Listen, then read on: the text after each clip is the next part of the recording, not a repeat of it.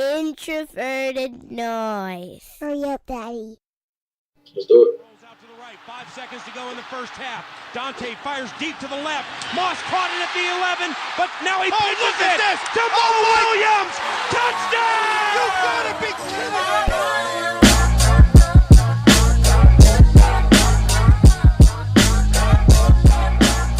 All right, and welcome back to another episode of the Climbing the Pocket podcast. I am your host, Jason Brown. You can find me on Twitter at BrownJason.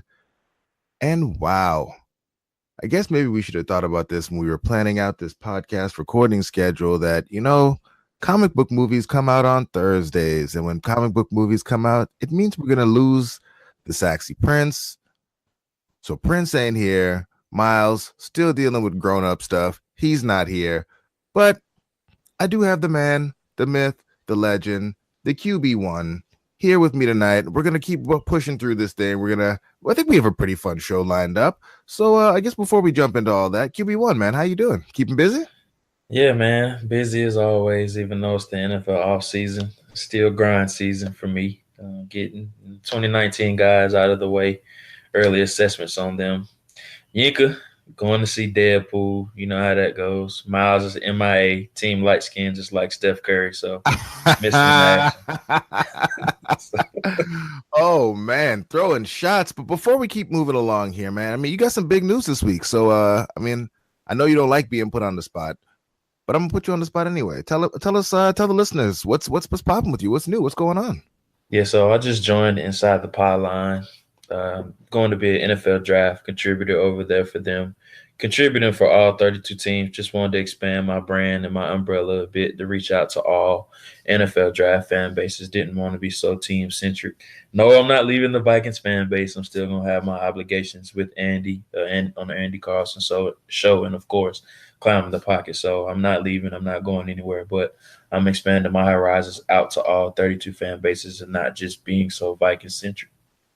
Man, that is awesome. We are happy for you, and those other fan bases are lucky to be getting your analysis, and hopefully be able to move a couple more of those draft guides when we get into next season.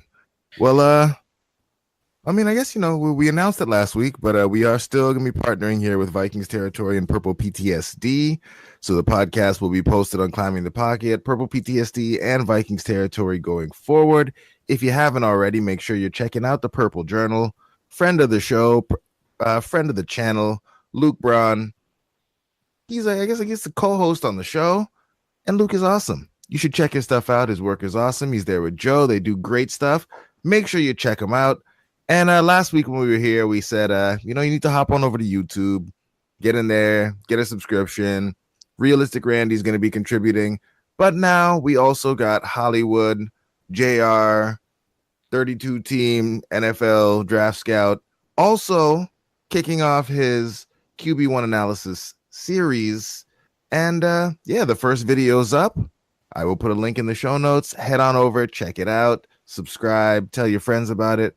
Gonna have a lot of awesome content coming through for y'all here because somebody messed up and gave JR all this film access, which is great because it means we can get some great content out for all of y'all. So with that out the way, JR, I got a question for you. Mm-hmm. And David, I apologize that it's not a football question, but we'll try to go quick. Have the Warriors ruined basketball? Because every playoff, every year for the last couple of years, and especially, in the last, 2 years with Kevin Durant being added onto the team, a very loud chorus kind of comes up around playoff time where, the Warriors, they ruin basketball and there's no suspense and it's not fun to watch anymore, et cetera, et cetera, et cetera. And I'm trying to get your take on this because, the ratings are up. People seem to be enjoying the quality of basketball, but there's a really loud chorus of fans who don't seem to like what's going on with the Warriors or what they're doing to the game or the fact that I guess they feel like you'd be able to predict the outcome of who was going to be in the conference finals before the season started, et cetera. So I guess what are your thoughts on, parity, the Warriors, and guess kind of all of that tends to come up every time we hit this point of the sports calendar? Has it ruined the parity in the NBA or the Western Conference? I would say yes, or NBA as a whole, yes. But has it ruined basketball? I strongly disagree with that. Look, the NBA is a star-driven league. We all know in order to win an NBA title, you probably have to have 2 or 3 superstar players. And the Warriors, they just beat everybody to the punch.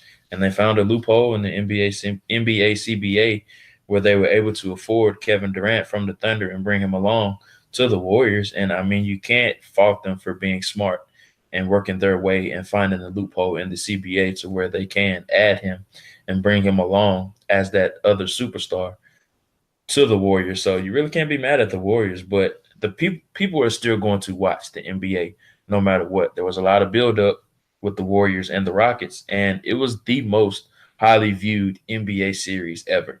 I'm not sure if you've seen that, Jason, but it was the most highly viewed and highly anticipated NBA series ever. It even beat the viewership of the Cavs and the Warriors last year. That's how much hype was behind this series. And I think people are going to continue to watch this series despite everyone in the world knowing that the Warriors are probably going to end up winning this series and most likely end up winning the NBA title.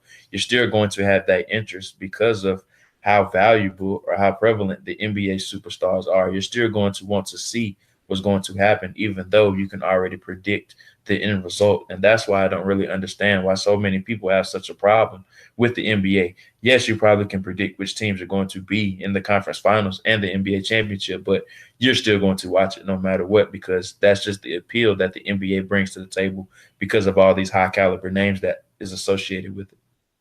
Yeah, and I guess kind of just to echo the sentiments you're raising there. I guess from my perspective, if you like basketball, which is the big if you like basketball to begin with, then watching this level of basketball be played is something that would be enjoyable for the hardcore basketball fan. And then watching these guys do things that you probably would only see in all-star games 20 years ago in a playoff game is something that obviously the casual fan is enjoying and coming along for the ride on, because the ratings are through the roof. Like you said, game one was the highest watched game, I think, since the highest watched game one since 2002 or something like that is I think what I read about it. And the interest is only going to keep getting bigger and bigger and bigger. And I guess the last point about the whole parity discussion is, when has the NBA ever had parity? Ever?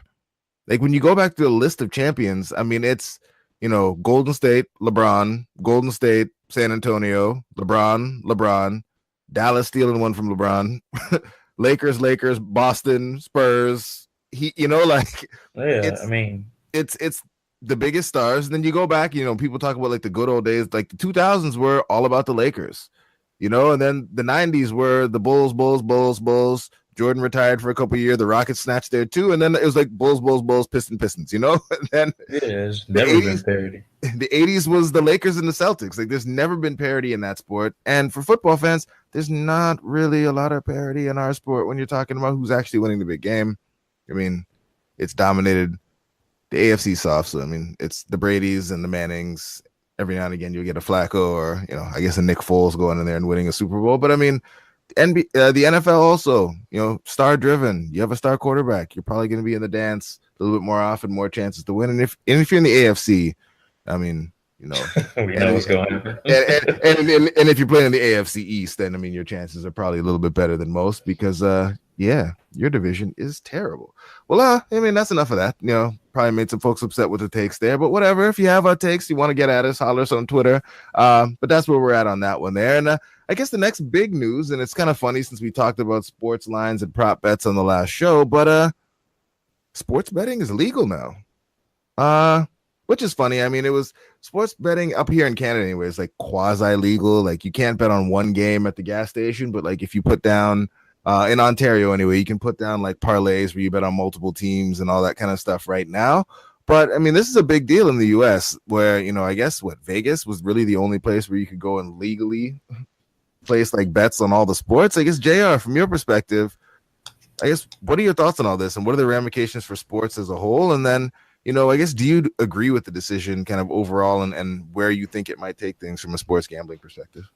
Yeah, I'm fine with them legalizing sports gambling or betting because, I mean, people already do it already, even though it's not in Vegas.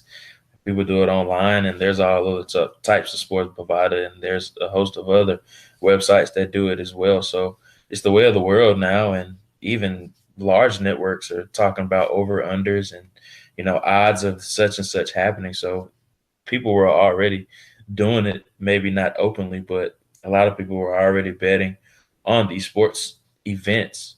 I think who took the biggest L was Vegas, because that's the whole appeal and mantra of going to Vegas, betting on these events. But now every state in the US is now open to, I mean, it's open game and it's fair game now. So I think Vegas took a huge hit with this whole ruling, but it's going to be interesting to see exactly how far this thing goes. And let's see if it goes as far as teams including like casinos or betting places inside of their stadiums now.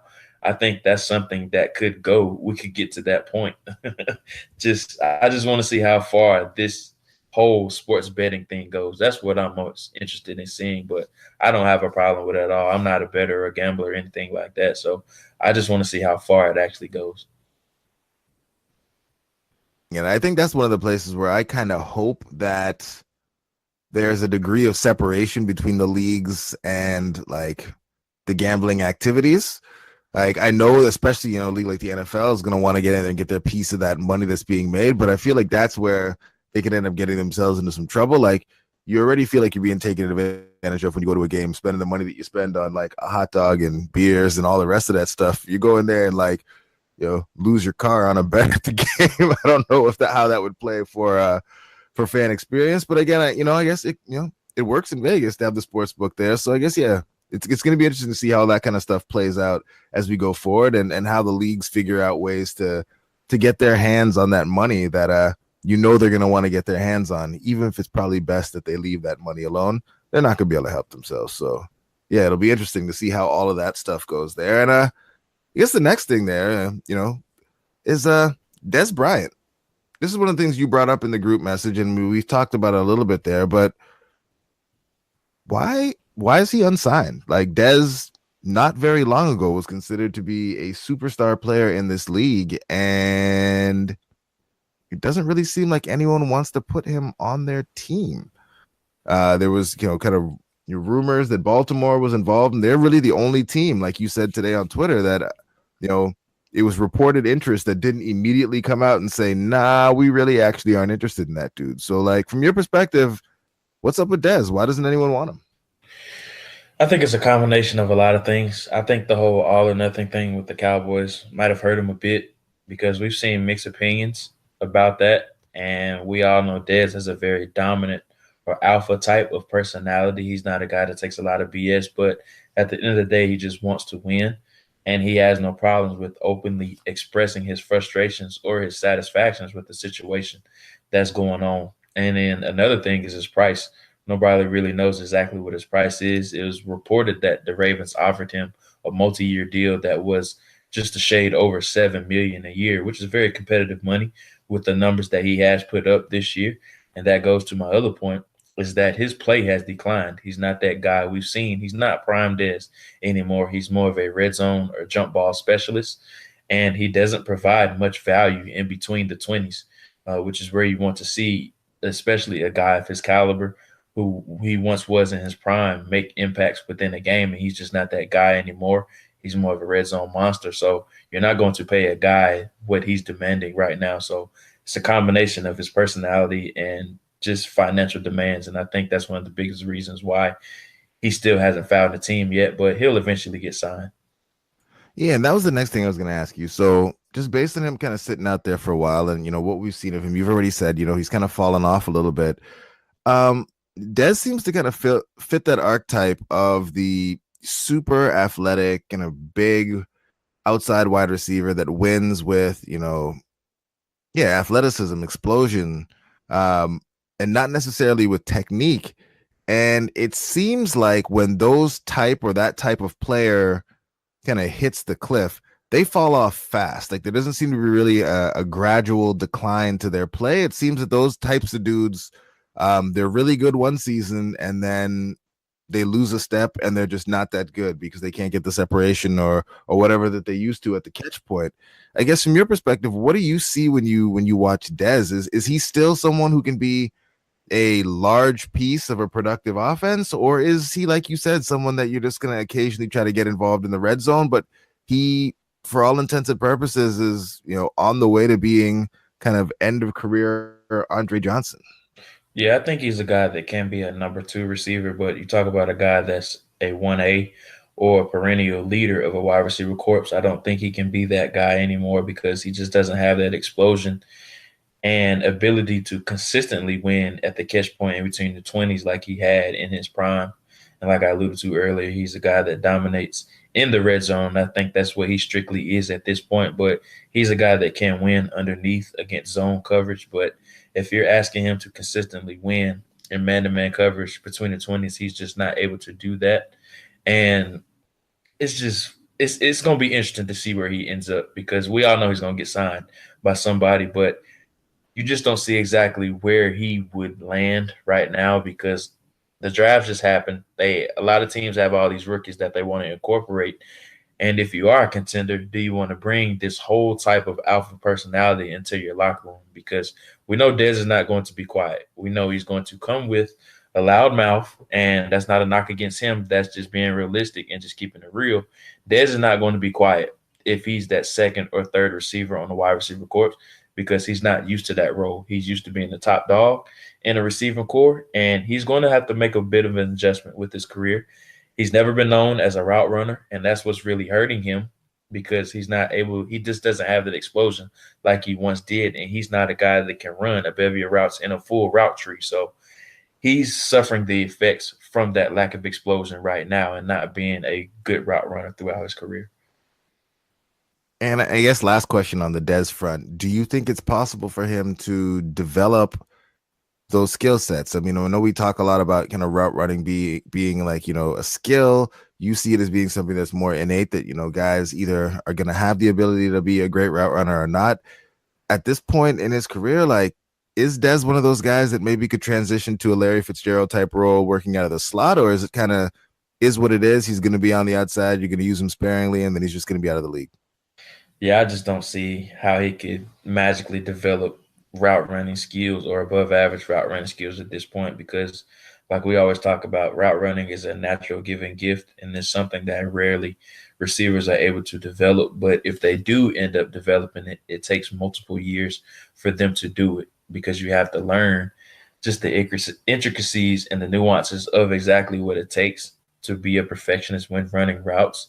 And Dez is at the point where he's gotten by so far off of his natural born gifts to that. I don't think he feels that he necessarily has to completely change his game or learn something new because he's been so dominant throughout his career. So he's probably thinking like, man, it's too late in the game. There's no point in me changing up my game unless I'm trying to do this for, 5-6 more years. And I just don't think he's trying to play that much longer. And that's not to say that he can't play that much longer because he's a guy I would never count out. But he just doesn't have that type of skill set to where he can play a multiple 12 years plus years like Larry Fitzgerald has because of his inability to consistently run defined routes.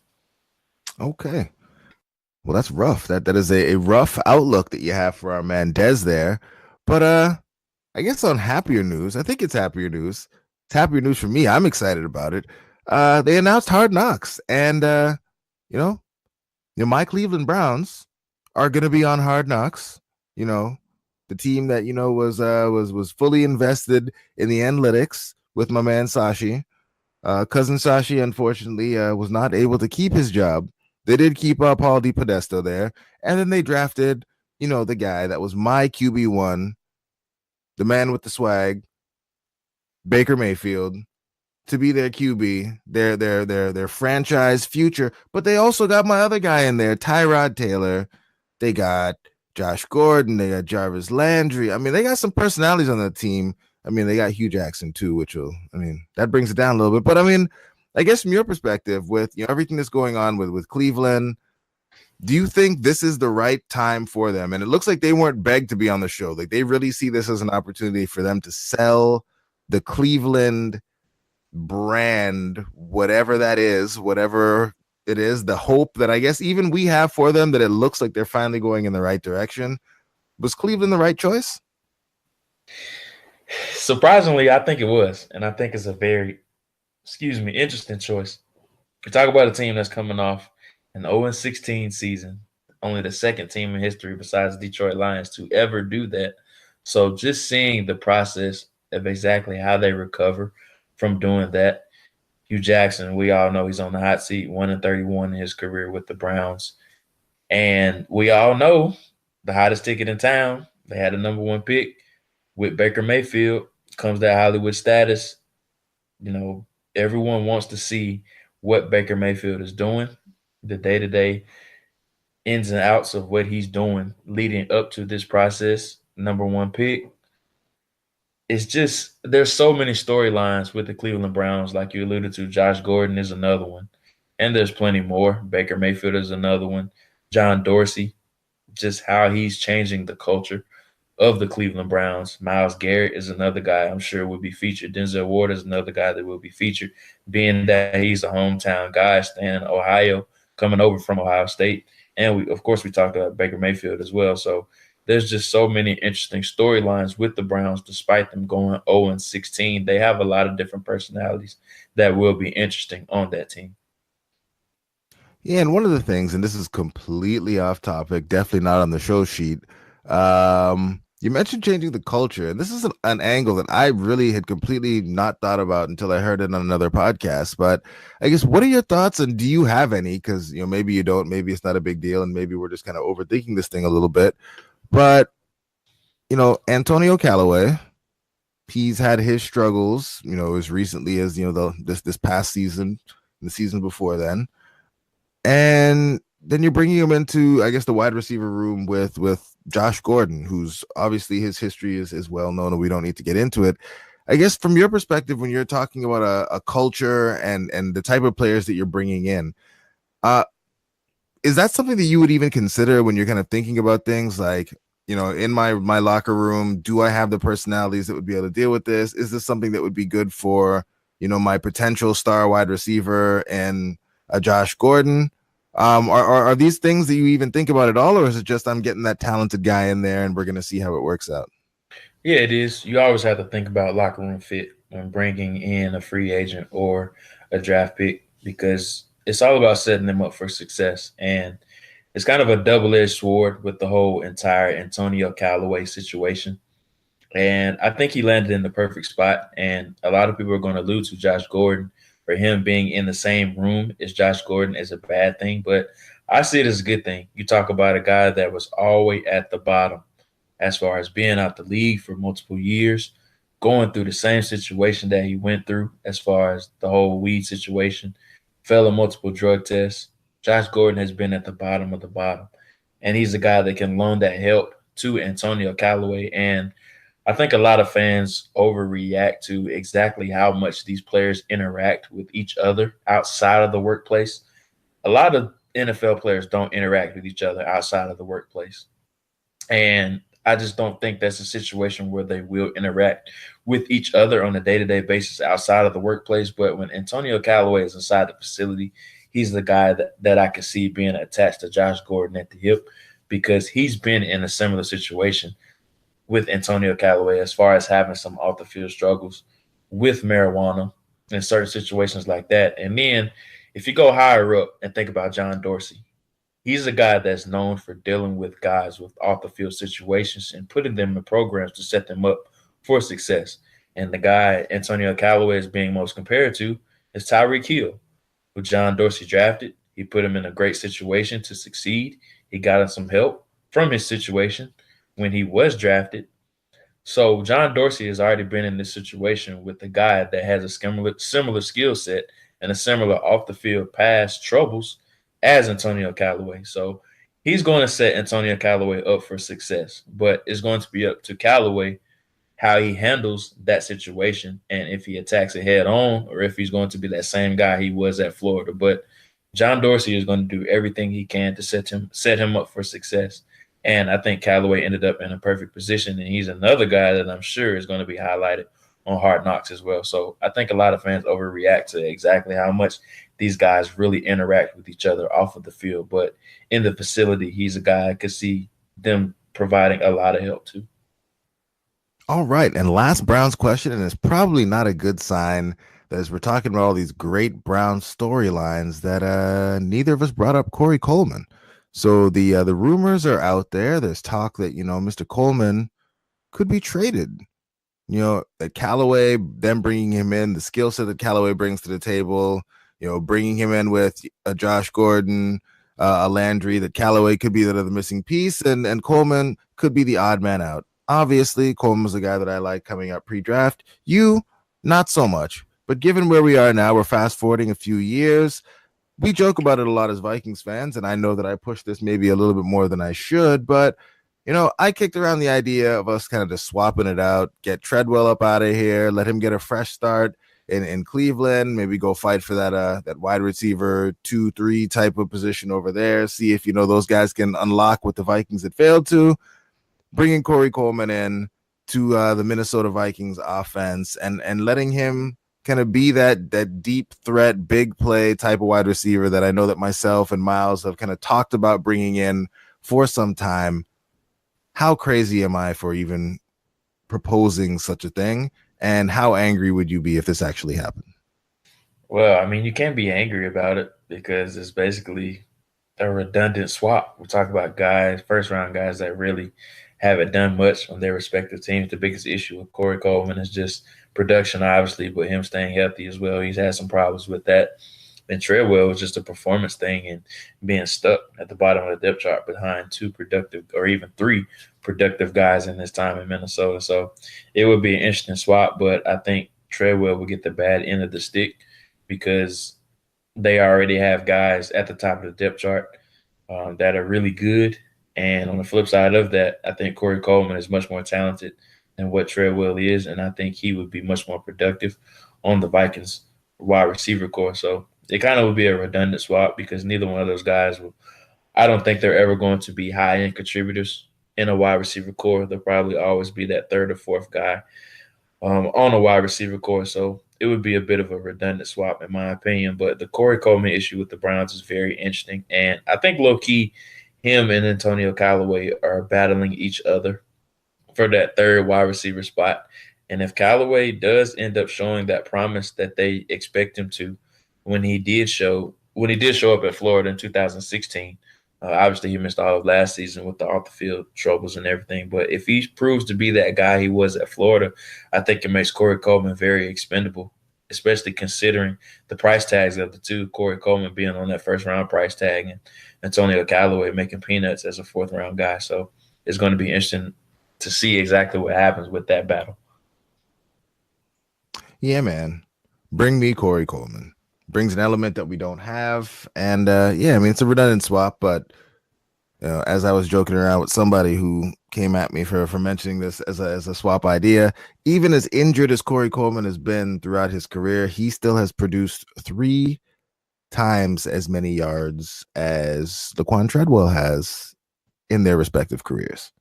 Man, I never thought Treadwell would be this bad. Yeah, man. Yeah. 3 times as many yards for Corey Coleman as Laquan Treadwell. That's not good for Laquan Treadwell. Not at all. Not at all. But we'll keep it moving along here. And this is a story that I kind of want to get your perspective on because, I guess it's more of a local kind of thing for you. And it's also a story that's, I guess it's designed to make us all feel bad about our lives and wondering what we've been doing this far because, a man just came in and he's buying the Panthers for $2.2 billion. And I think they said cash, just, no assets, no, none of that. He's just pulling out straight cash and paying for this thing in one shot. What's the mood around, the Carolinas about this move? And I guess what are the local people saying? When's this guy starting? And what's the general mood around things now? There's going to have a new owner who hopefully can keep his hands to himself. People are excited about it. It's honestly been kind of quiet, surprisingly, I guess, because the deal is not exactly finalized yet. We all know that the NFL owners have to pass a league vote for him to officially own the team. But as far as the person that got the team, a lot of people are happy because they just want some stability with the team. The Panthers were really old school, and a lot of people don't really understand that. And I didn't really understand it, honestly, until I started reading more into it and exactly about Dave Tepper and just compare and contrasting him from Jerry Richardson.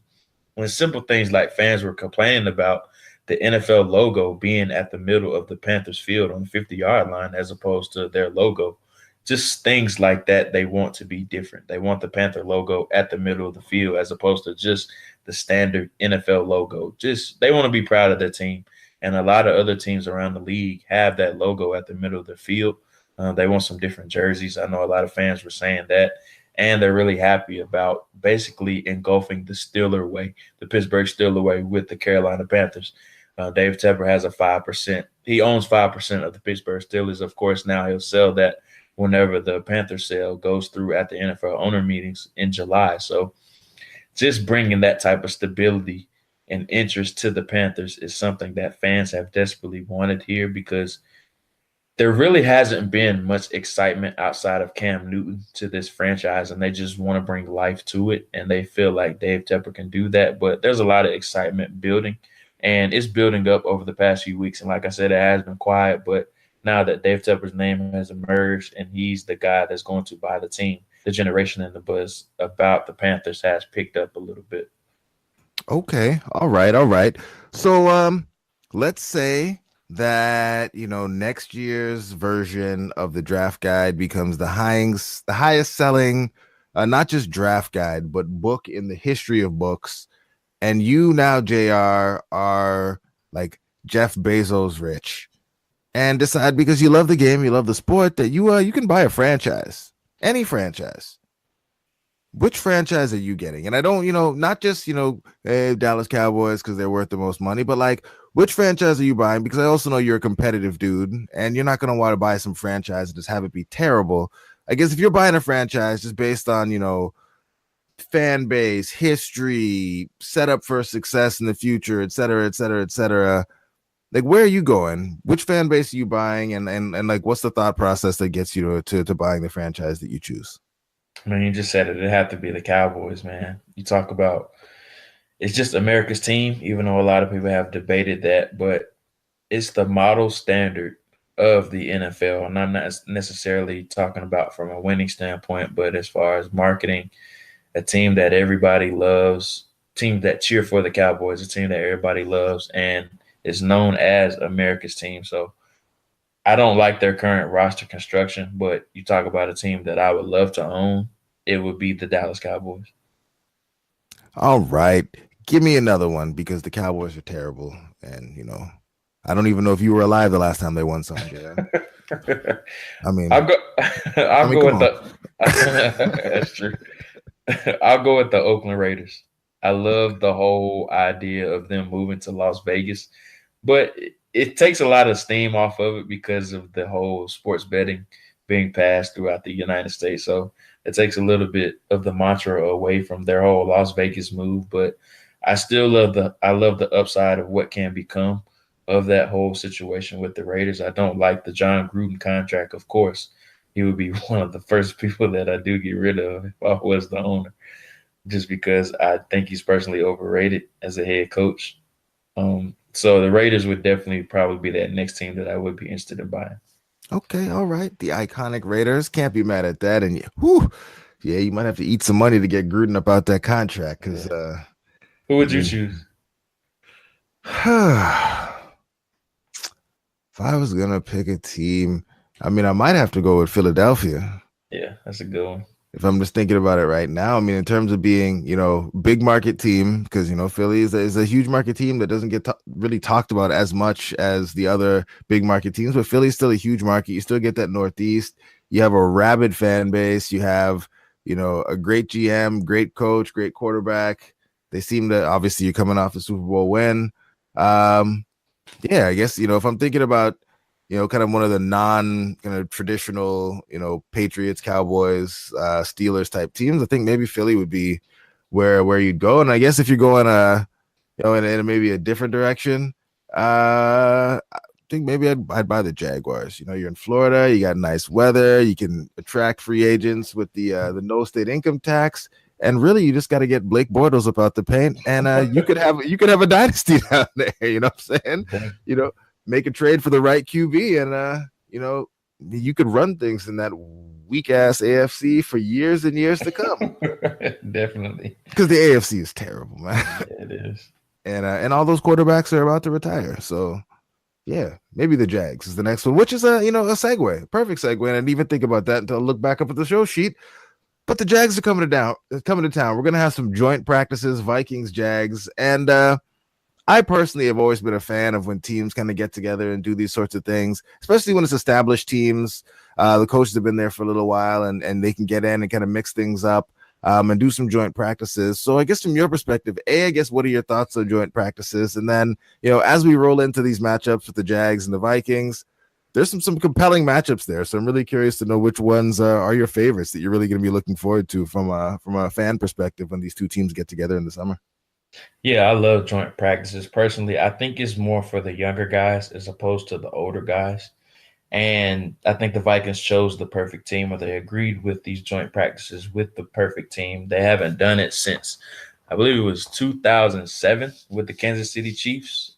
Don't mark me down for that date, or don't quote me on that date, or that year. But I think didn't we have the Bengals at some point? Because oh yeah, we did. Yeah, we because did. They were being mean to Adam Thielen, and then he Yeah. beat someone on a move, and yeah. So Yeah, I think we did with the Bengals when Zimmer came in. Yeah. But besides that, I think it was the Chiefs before that. But anyway, I love joint practices. I think it's a great opportunity for some of the younger guys to develop and just see some different guys that they're not used to seeing in practice on a day-to-day basis, because you do get tired of going against those same exact guys every single day. And then you get to go with some of the best corners in the NFL. You talk about Jalen Ramsey coming to town, A.J. Bouye coming to town, and one of the better defensive lines in the NFL coming into Minnesota as well. So I love the competition part of it. And like I said, the veteran will get their reps, but I think it's more for the younger guys to develop and get better. And that leads into the preseason game that we'll be playing against the Jacksonville Jaguars as well. So some intriguing matchups. Obviously, the most hyped up one will be Stephon Diggs against Jalen Ramsey. I hope they mic both of them up for that because I'm definitely going to be looking forward to that. I cannot wait to see that. Another one I'm looking forward to, they won't be hitting or tackling in practice at these joint practices, but I'm looking forward to the Dalvin Cook and Telvin Smith matchup in practice. I think both of those guys are going to be going at it. Talk about two guys that are former Florida State alums as well. They're probably going to be talking some smack to each other as well, so I'm looking forward to that. And Kirk Cousins going against that secondary. I can't wait to see exactly how that turns out when they go 11 on 11 and even 7 on 7 drill. So, but I think that the people that are going to benefit the most from it is the Vikings offensive line. They're going to see the best defensive line, arguably the best defensive line throughout the entire NFL. We know the Jacksonville Jaguars brings a certain type of swagger with them. And I think going against those guys is going to prepare them for the season, because they're probably not going to see a defensive line or a defense as a whole that's as well-rounded and as talented as the Jacksonville Jaguars. So I think it's going to help the Vikings tremendously. Okay, so if you had to bet, who are the players on each team that will be the first to be involved in a fight? That's a good question. Ooh. You got to go with Diggs and Ramsey. I mean, that's the position battle that everybody's looking forward to. The boys don't want to fight, though. Oh, Ramsey! I think Ramsey will. Okay, Ramsey will fight. But like, what's the last wide receiver? Who's the last wide receiver you saw that really wanted to fight? Like we got Johnson putting the beats down on old boy from Tennessee. But other than that, I can't really think about too many receivers that really out there that actually wanted to do something. I mean, him and AJ Green went at it last year. Yeah, I mean, AJ might have bit off a little more. I mean, he body slammed him. Oh yeah. So I put my money on them two duking it out, but it's gonna be something random, like Sheldon Richardson and Andrew Norwell or something like that. Oh man, yeah. I need Sassy Jalen. We love you on this podcast, but I need you to keep your hands off Diggs. Can't have that man get nicked up before he gets his money. So I hope it's not those two. Maybe it'll be Sendejo and I don't know, Corey Grant or something like that. Well, Telvin Smith is a huge talker. He's probably a guy that's going to get in some altercations. And the rookie, Ronnie Harrison, he's a guy that loves to talk a bunch of junk. And he's going to fit in perfectly with that secondary as well. And I'm sure he's going to be out there talking a bunch of crap as well. So my money would definitely be on any of those guys. getting in a fight. Man, not necessarily getting a fight, but I'm hoping when all the trash, because the Jaguars gonna be talking all kinds of Oh, trash. absolutely. I hope we can get Kirk Cousins mic'd up to see if he tries to get in there and mix it up with the boys, talking some smack, because I feel like that would be hilarious. He's gonna be the peacemaker. Like, come on, guys. Come on, guys. Come on. Right, we got to stay healthy for the year. We got to stay healthy. Oh man. All right. Well, I mean, we had a little bit at the beginning, but it's the season, it's the playoffs, and Miles isn't here to talk about hockey, so we're talking about the basketball playoffs. JR, I need your current updates on what's going on in these NBA playoffs. You gave us your predictions on how things would go heading into things here with these conference final matchups. You switching anything? You staying with it? I guess, what are your thoughts? You feeling less comfortable about LeBron with the way these Celtics have played so far? I'm gonna stay strong, man. For those that didn't hear my prediction or didn't hear to our last episode of the podcast, I thought the Cavs would win in 6, and I picked the Warriors to win in 6. And I'm staying strong with both my predictions. I'm putting my faith in LeBron.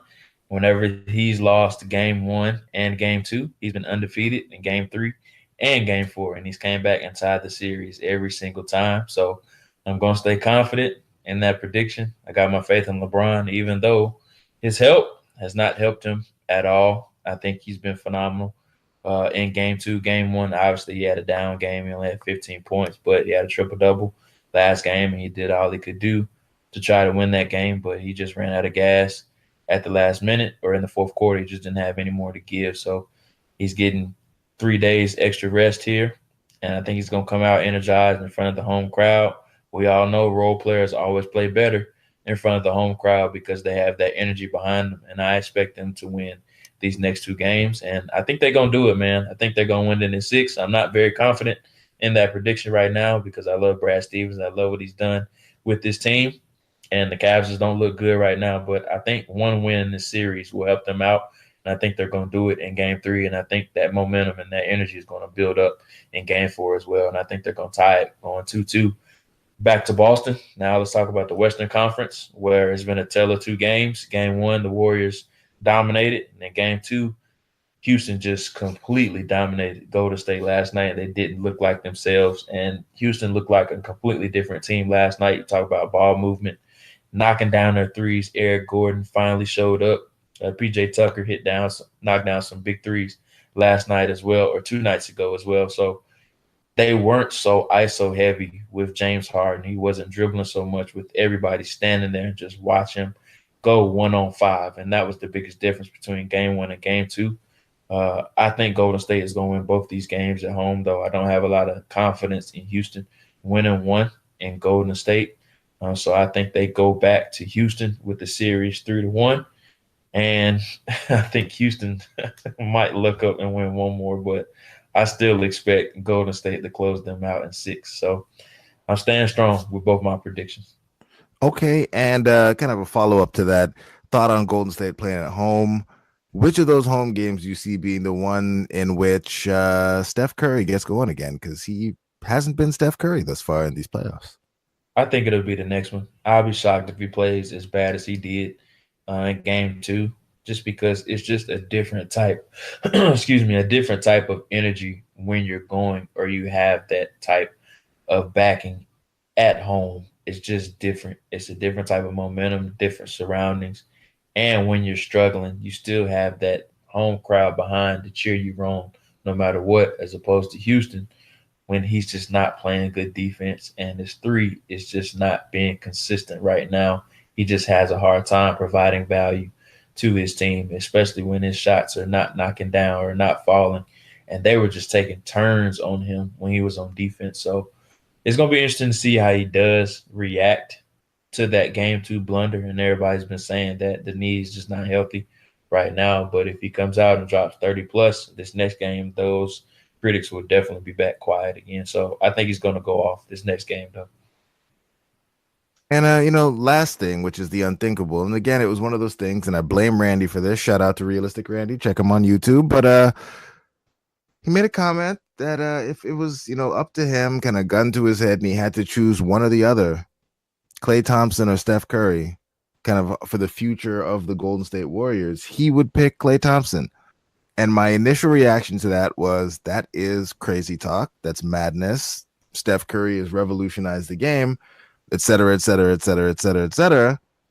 But as more time has kind of moved along and I started to think about this thing a little bit, with Kevin Durant being there and being what he is, and he is the best player on that team, in my opinion, Steph Curry's scoring, while still awesome and fun to watch and very impressive and can be one of those things that can help them blow teams out of the water, it feels like his scoring is less important than it's ever been. And Clay's scoring and defense might make him a more important cog to that team as you kind of move things forward. So I don't know. I'm still on the fence. I think I'm leaning towards the Clay side of things, but the other part of me is like, it's crazy you could never move a superstar like a Steph Curry. So I guess from your perspective, where do you lean in this, contrived, made up, hypothetical situation? Are you keeping Steph or are you keeping Clay? I have to go with Steph, man. I can't choose Clay over Steph. I think what Steph provides is much more superior than what Klay Thompson brings. Yes, Clay is a superior defender, plus a great shooter, but you talk about a guy like Steph Curry that's just a generational talent from a shooter standpoint, and I just think he's more capable of taking over the game from an offensive standpoint more than what Clay can do. Yes, Clay is an outstanding shooter, one of the best shooters in NBA history, along with Steph, but I just can't get rid of a guy like Steph because of what he provides on the offensive end of the floor. Yes, like I said, Clay is a great defender, and he usually guards the team's best player, but I can't choose him over Steph because if Steph has his own team, like we saw in recent memory, I think he still would be a high caliber player in the NBA. But let's say you put Klay Thompson on like the Hornets or the Sacramento Kings or somebody like that, I'm not sure he would be that same type of player that he is on the Golden State Warriors. And he'll probably still make an all-star game here and there, but I still don't think he would be that yearly all-star like he is right now. But if you put Steph Curry on the Hornets or the Kings or another team, a bottom-dwelling team like that, I still think he's a guy that would be a box office type of superstar, and he'd be able to carry a team. We definitely agree on that last point. I think Steph is actually a superstar player. And so my position wasn't that, Klay Thompson is a better player than Steph Curry, so much as that I think with the construction of the Warriors as they currently are set up, as you look forward, the luxury tax that they're going to have to pay is getting to be something obscene. I think it's, creeping towards $500 million or something like that in terms of luxury tax they're going to have to pay. And so as you kind of play that thing forward and you start to think about like who is actually going to be the player that has to go, or is it that their success is just making their owner so much money where it just doesn't matter? But yeah, it's interesting to see how that'll all get played out, especially given that they're already talking about, locking Clay up over the long term. So yeah, that is that. And now we have the topic that I'm most worried to get to here, because once again, JR bringing the topics that may, ultimately tear the podcast apart, but this or that. Hard tacos or soft tacos? JR, you really got people worked up on the timeline this afternoon asking what I felt was a fairly innocuous question. I mean, it's not like we're talking about chicken nuggets versus grown-up chicken wings here or something like that. I mean, this is just hard or soft tacos. So, yeah, where are you at on this? Because I feel like based on your posting this and some of the follow-up posts, you seem to have a pretty strong opinion on this one. Yeah, I wasn't expecting the replies that I got as far as the participants in the replies. I'm a hard shell taco guy. I love hard shell tacos. Tacos is one of my favorite foods, and I'm a big taco guy. I've never been a fan of soft shell tacos. I think it's a lazy burrito. That's what I like to call it. So I advocate for hard shell tacos over soft shell tacos any day. I just don't like soggy types of food. I just never been a fan of that. So I'm a guy that loves hard shell tacos, and I will defend them forever over soft shell tacos. So it's a texture thing for you. It's the crunch that really got you going there. Yeah, I'm a crunchy food guy. Okay, all right. I mean, I probably if I had to choose one over the other, I'm rolling with the soft shell tacos just because, like you said, you can put your stuff in there, roll them up. It's easier to eat. You can turn it into that mini burrito where it's a less messy way to get the food into your face. But I mean, this is not one of those things I feel super strongly about. We do Taco Tuesday or either Taco Tuesday or Taco Thursday at the house pretty much every week, and we get the mixed soft and hard tacos, and whichever one the rest of the family doesn't feel like eating is the ones that I will take, because my taco takes aren't nearly as near and dear to my heart as the the boneless or real chicken wing conversation that pops up, I feel like, every other day on Vikings Twitter now. I mean, the taco conversation turned into a sidebar conversation, people talking about wings, and then that conversation went into another sidebar conversation where people were debating breaded wings versus non-breaded wings. And I was like, man, it got out of hand. It got out of hand. We was out here talking just, the internet was supposed to be this thing that like was just a boon for society, and we out here spending all our time arguing about Yanni, Laurel, and what kind of chicken we gonna eat. So, yeah. But that's it. Speaking of running out of things to talk about.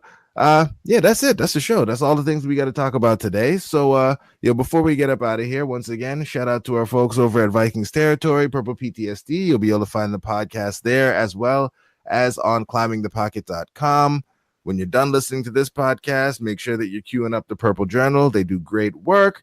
You get to listen to our man Luke there, and also with me on the Pocket Protectors podcast.